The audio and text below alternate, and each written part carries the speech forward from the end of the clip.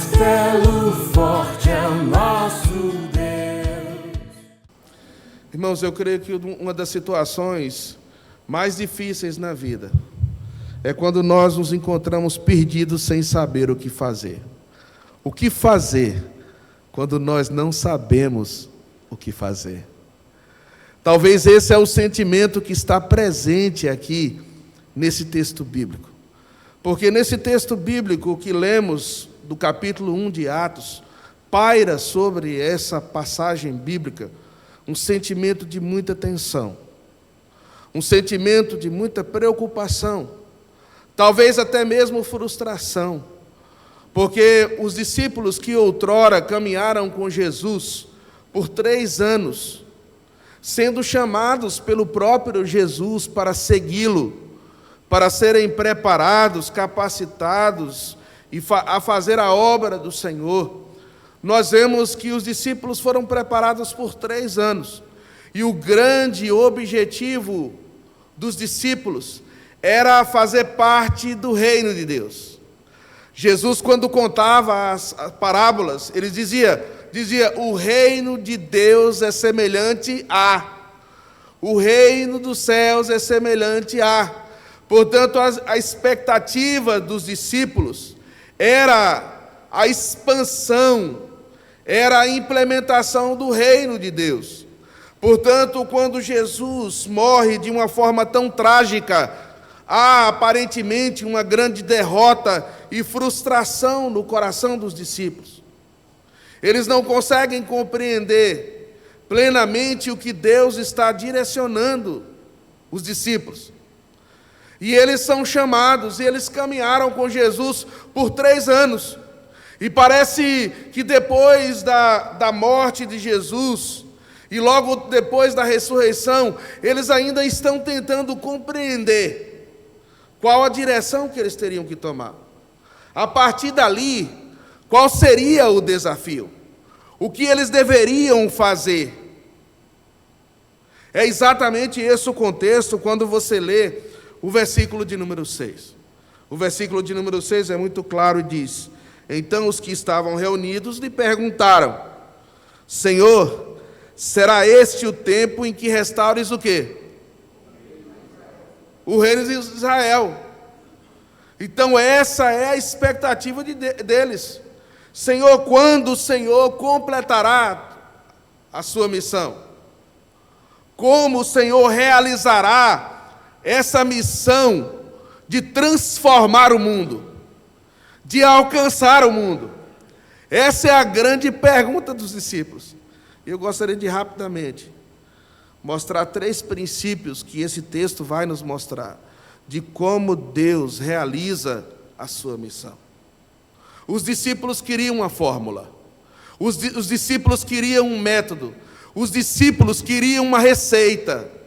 E quando nós estamos vivenciando certas situações nas nossas vidas, parece que nós queremos uma receita, né? Quando a gente está doente, a gente quer o quê? A receita para resolver o problema, para sarar, não é verdade? Mas na palavra de Deus não funciona necessariamente assim. Deus não necessariamente nos dá uma receita, Deus nos dá princípios para que nós realizemos a sua missão. E nesse texto, em primeiro lugar, nós vamos ver que Deus realiza a sua missão. O primeiro princípio que Ele nos ensina é que a missão, irmãos, ela nasce a partir da promessa de Deus. O primeiro princípio para nós realizarmos a missão do Senhor nas nossas vidas é quando nós entendemos o princípio da promessa. Olha só que interessante, o versículo de número 4 diz isso claramente: e comendo com eles, determinou-lhes que não se ausentassem de Jerusalém, mas que esperassem o quê? A promessa do Pai. Então Jesus está dizendo para os discípulos que eles deveriam colocar atenção na promessa. No versículo de número 8, Deus, o próprio Cristo, vai dizer que promessa era essa. O texto vai dizer: mas recebereis poder ao descer sobre vós o Espírito Santo de Deus. Ou seja, o que Deus está prometendo aqui, irmãos, é que nós receberíamos poder. E esse é o primeiro passo para nós entendermos a missão que o Senhor nos deu. Quando nós falamos de missão, muitas vezes nós estamos pensando em estratégias. Às vezes estamos pensando em recursos. Às vezes estamos pensando em habilidades humanas. Às vezes estamos pensando em lugares geográficos. Mas o primeiro passo para nós entendermos a missão de Deus para as nossas vidas é nós entendermos a promessa que Ele nos deu. E a promessa que Deus realiza na vida de todos os seus filhos é nos dar o poder. E onde está o poder? No Espírito Santo de Deus. E o Espírito Santo de Deus significa a presença do Senhor nas nossas vidas. Porque é impossível nós realizarmos a obra de Deus sem a presença de Deus. É impossível nós realizarmos a obra de Deus sem o poder de Deus. E é aí onde muitos se equivocam, pensando que igreja é uma instituição humana. Mas a igreja nunca foi concebida para ser uma instituição simplesmente humana. A igreja é uma instituição divina, porque nós somos o povo de Deus, quando temos a presença de Deus nas nossas vidas. Quando Jesus, no Evangelho de João, nós vamos ver isso claramente, no Evangelho de João, a partir do capítulo de número 12, Jesus vai explicar isso claramente. Jesus diz aos seus discípulos: eu irei, mas eu não vos deixarei só. Eu enviarei o quê? O Consolador, o Espírito Santo. Ele estará convosco. Ele diz: a minha paz vos dou. Não se turbe o vosso coração. Crede em Deus, crede também em mim. Na casa do meu Pai há muitas moradas. Quando nós, irmãos, observamos Jesus nos seus últimos dias, ensinando aos seus discípulos, ele fala, irmãos, da presença dele. Ele fala da presença dele, que é o único que faz a diferença. E, na verdade, esse tema nas Escrituras é um tema que não é somente mencionado por Jesus, mas é um tema que vai desde Gênesis a Apocalipse. Porque quando Noé constrói uma arca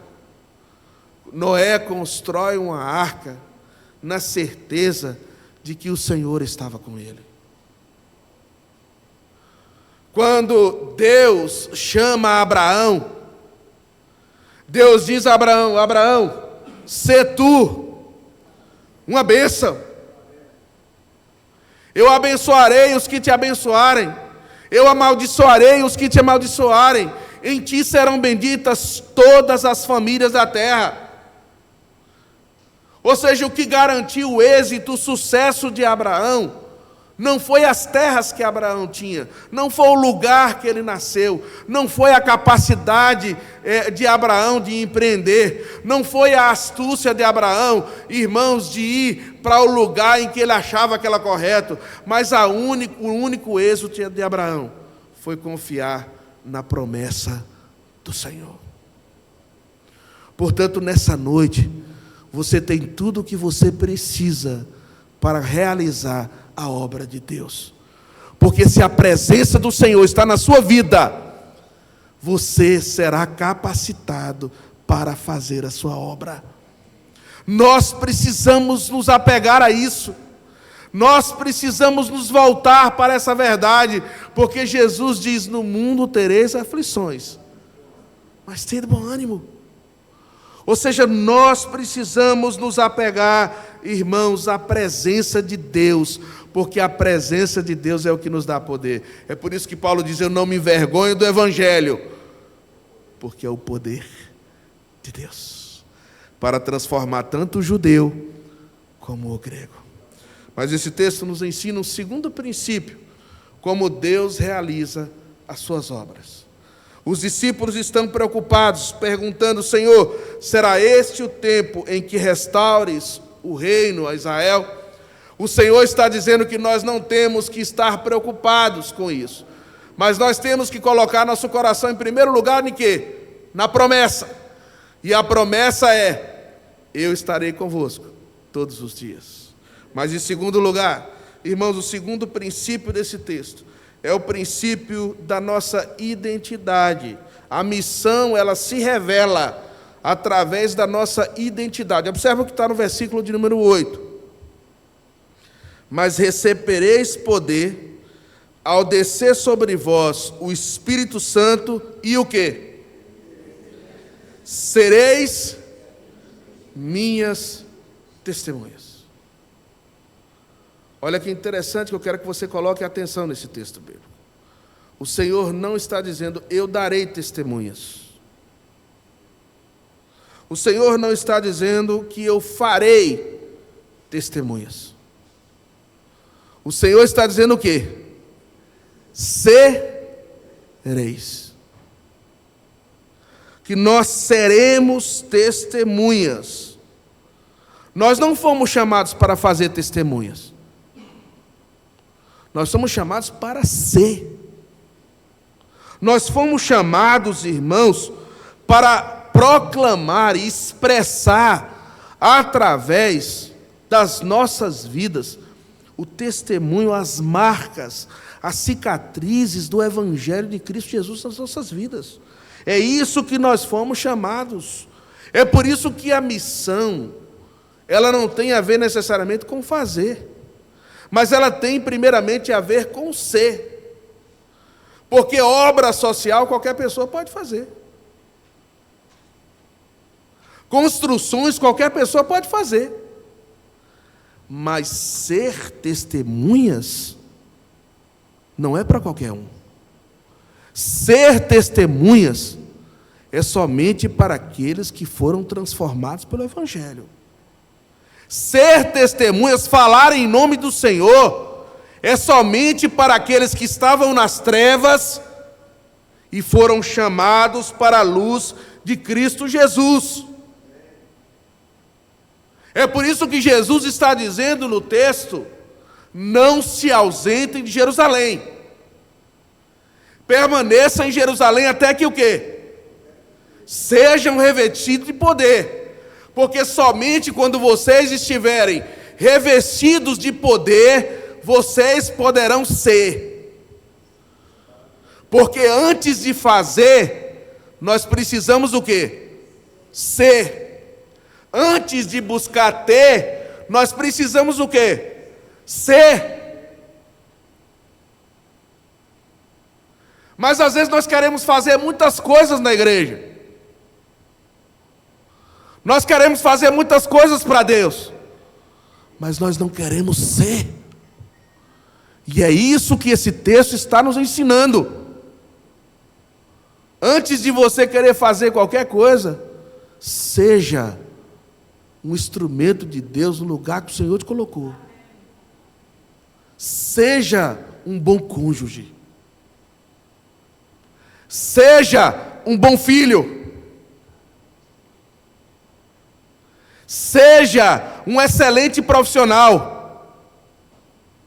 Seja um homem e uma mulher de Deus, porque é isso o que fará a diferença onde você estiver.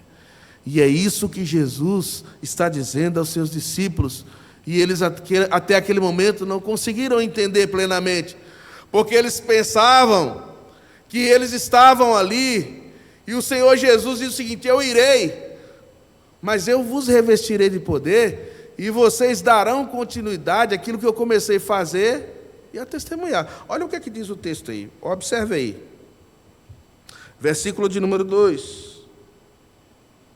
Diz assim: até o dia em que, depois de haver dado mandamentos por intermédio do Espírito Santo aos apóstolos que escolhera, foi levado às alturas, a estes também, depois de ter padecido, se apresentou vivo com muitas testemunhas incontestáveis. incontestáveis, aparecendo-lhes durante 40 dias e falando das coisas concernentes ao reino de Deus. Mas o versículo que eu quero dar ênfase não é esse, é o versículo número 1. Escrevi o primeiro livro, ó Teófilo, relatando todas as coisas que Jesus começou, o quê? Fazer e ensinar. Então nós fomos chamados para fazer as mesmas obras de Cristo e ensinar as mesmas obras que eles. Mas primeiro, nós precisamos ser testemunhas. Mas esse texto nos ensina um último princípio aqui, nessa noite. O primeiro princípio para realizar a obra do Senhor é entendermos o princípio da promessa. Em segundo lugar, entendermos o princípio da nossa identidade em Cristo. Mas em terceiro lugar, nós precisamos entender que a nossa missão, irmãos, é uma missão que tem alcance a todas as pessoas. A todas as pessoas. Olha só o que é que diz o versículo de número 8. Mas recebereis poder ao descer sobre vós o Espírito Santo, e sereis minhas testemunhas, tanto em Jerusalém, como em toda a Judéia, em Samaria e até onde? Até os confins da terra. Segundo os comentaristas bíblicos, o versículo 8 de Atos dos Apóstolos, do capítulo 1, vai pautar todo o restante do livro de Atos. Se você observar no livro de Atos, na cronologia do livro de Atos, você vai ver o batismo com o Espírito Santo no capítulo de número 2. O batismo com o Espírito Santo foi aonde? Em Jerusalém, não é verdade? E o texto está dizendo que eles seriam testemunhas do Senhor em Jerusalém. Logo após, nós vamos ver o Evangelho chegando aonde? Na Judéia. Depois nós vamos ver Samaria. Depois nós vamos ver até os confins da terra. Tanto é que o livro de Atos dos Apóstolos é um livro que não tem uma conclusão.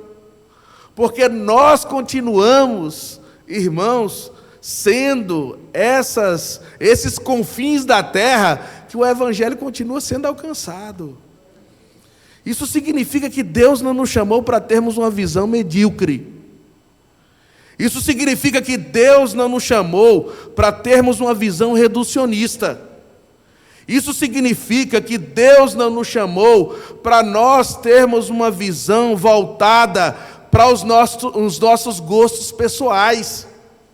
Isso significa que Deus nos chamou, e o Evangelho de Jesus Cristo é um Evangelho que tem alcance para todas as nações.